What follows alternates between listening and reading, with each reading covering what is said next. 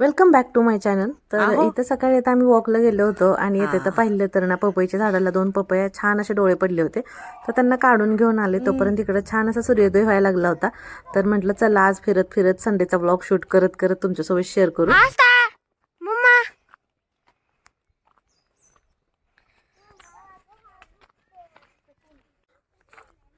झालं आता मस्त आमचं एक्सरसाइज वगैरे सगळी. आता आज जायचं होतं पण म्हणलं आता कोशिंबीर करायची होती म्हणून भोपळा न्यायचा होता, म्हणून आत्ते आले तर म्हणून मी पण आले इकडं.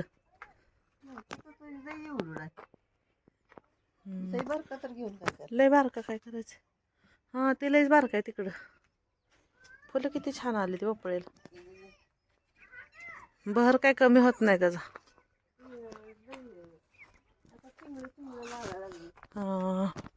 हा तेवढाच आहे. कातरीत आहे एवढाच आहे.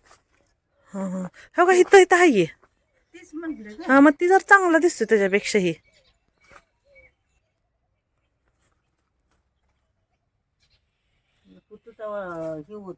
हा हा मग काहीतरी बघू केवढा आहे.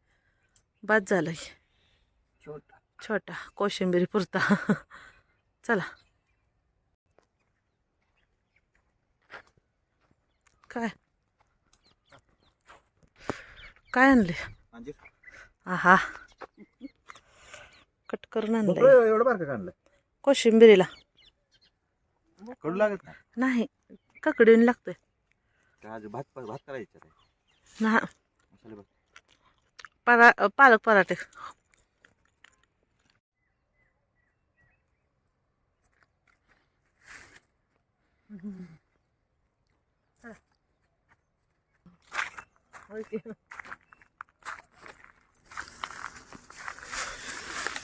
भाजाय पाहिजे चुलीत. भाजता का चुलीवर. संध्याकाळी भाजूया काय होय आत्ती. संध्याकाळी भाजूया का म्हणलं स्वयंपाक झाल्यावर. भाजू संध्याकाळी. झाले का शेंगदाणा चांगला तुमच्या हातातला. हा चांगले मोठे झाले याव. तर हे आपल्या ज्या घरी खाण्यासाठी शेंगा लावल्या होत्या ना, तर त्याचे शेंगदाणे एवढे मोठे झाले ते बघत होतो आम्ही. त्याच्यानंतर आले, आंघोळ वगैरे झाली. पहिल्यांदा ना पालकची भाजी शिजायला ठेवली कारण आज पालकचे पराठे बनवायचे होते आणि लगेच देवपूजेला बसले. म्हटलं पालक शिजेपर्यंत माझी देवपूजा करून होईल म्हणून.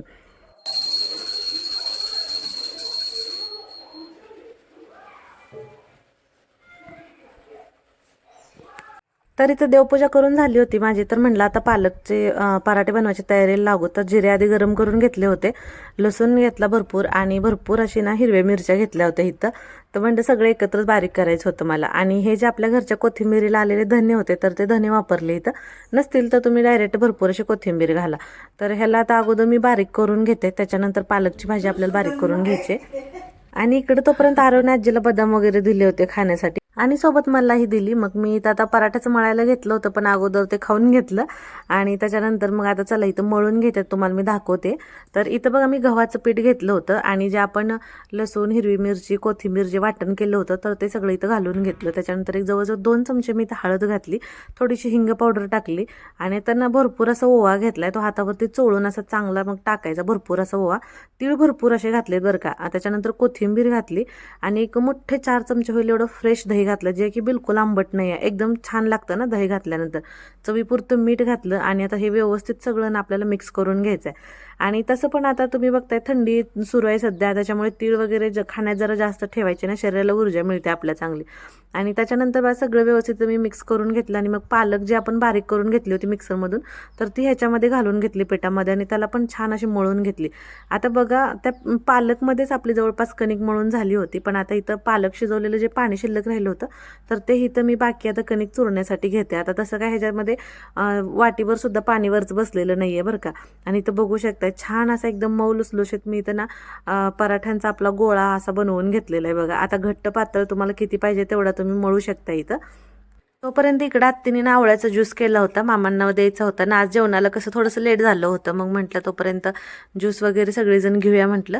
आणि इथं मग आता बघा भरपूर असा त्याचा चोथा राहतो ना, मग त्याच्यामध्ये आम्ही पाणी घालून तो चोथा पूर्ण व्यवस्थित असा धुवून चमच्यानं दाबून त्यातला सगळा रस काढून घेतो बाजूला, आणि मग त्याच्यानंतर तो आम्ही प्यायला घेतो. आज तर आरव म्हटलं मला पण पाहिजे, त्याला म्हणजे जास्त करून मी देत नाही, पण त्याला आवडतं मग तो पण घेतो. तर इथं बघा पूर्ण असं आत्तीने हाताने दाबून काढलं.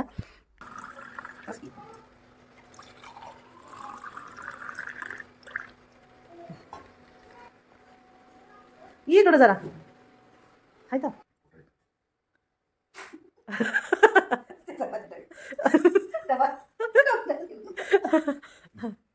असता. चल या, सकाळी सकाळी ड्रॉइंग चालेल. चल पिलू, चला चला मला आवरू द्या.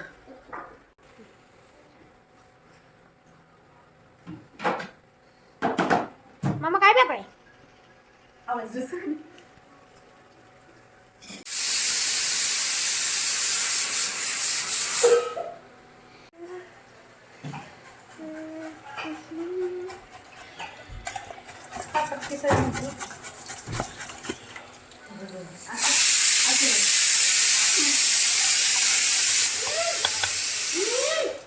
आणि आज नाही तर भोपळ्याची कोशिंबीर बनवायची होती, तुम्हाला मगाशी म्हटलं तसं. तर इथं बघा आत्तीने भोपळा आणि गाजरनं खिसून घेतलाय मस्त असा. आणि तोपर्यंत इकडं मी टोमॅटो, कांदा, कोथिंबीर सगळी चिरून घेतली होती बारीक कट करून अशी. तर आता हे सगळं मी एकत्र मिक्स करून घेते, आणि मग त्याच्यानंतर मी दही वगैरे घालून घेते त्याच्यामध्ये. तर तुम्हाला सांगू का, खरं भोपळ्याची कोशिंबीर ना एकदम अशी ककडीच्या कोशिंबीर सारखी लागते, एकदम मस्त लागते. आणि आम्ही भरपूर म्हणजे खातो बरं का, घरात आवडीने खातात सगळेजण. तर हे बघा आता इथं ह्याच्यामध्ये ना भरपूर असं दही घालून घेतलेलं आहे मी, आणि त्याला आता अगोदर मी मिक्स करून घेते इथं व्यवस्थित बघा.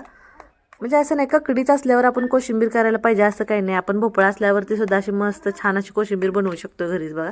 आणि इथं ना आता त्याच्यामध्ये मी चवीपुरती साखर आणि चवीपुरतं मीठ तेवढं ॲड करून घेते, आणि त्याला परत एकदा व्यवस्थित असं मिक्स करून घेते मी.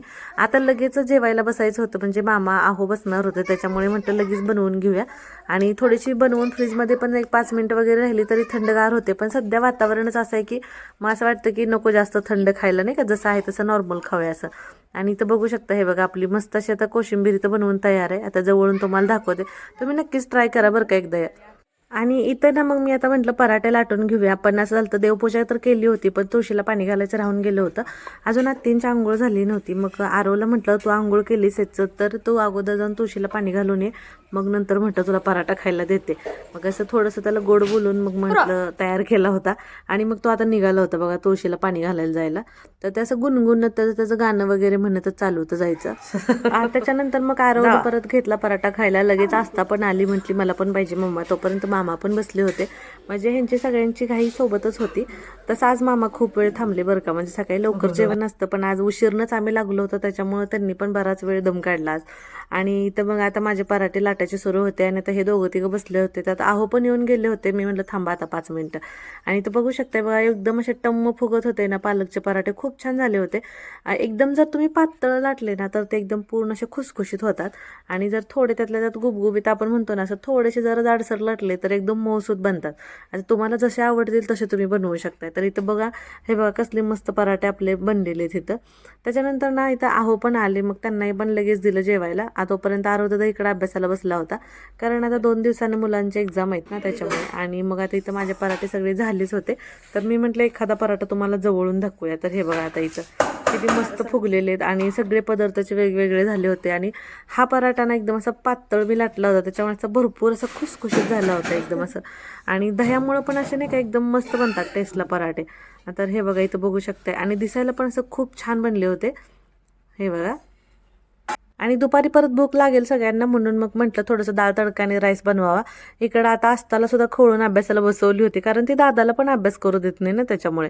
आणि मग आता इकडं आत्ती तोपर्यंत आंघोळीनं आल्या होत्या, आणि इथं बघा आता माझा डाळ तडका बनवून तयार होता, फक्त त्याला तडका द्यायचा राहिला होता. तर तोही म्हटलं पटकन तडका देऊन घेऊया आणि मग खायला बसूया. तसं एका ताईने मला डाळ तडक्याची रेसिपी मागितली होती, पण आज खूप घाई गडबडीत असल्यामुळे मी काही शूट केली नाही. परत नेक्स्ट टाइम नक्की शेअर करेन.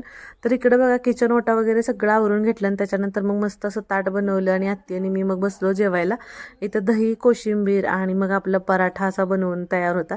तर छान म्हटलं आता मस्त सकाळपासून बराच वेळ आमचं काम सुरू होतं. आता सगळं झालं होतं, आरोचं असतं तर सगळ्यांचं खाऊन झालं होतं. लास्टला आम्ही दोघी बसलो आणि मस्त असं पराठ्यांचा आस्वाद घेत होतो. तर आज तुम्ही संडे स्पेशलमध्ये काय बनवलं ते नक्की कमेंट करून सांगा आणि आपला आजचा ब्लॉग कसा वाटला तेही कमेंट करून सांगा. व्हिडिओला तर लाईक करा, शेअर करा आणि चॅनलला सबस्क्राईब करा. तर चला भेटू परत, बाय.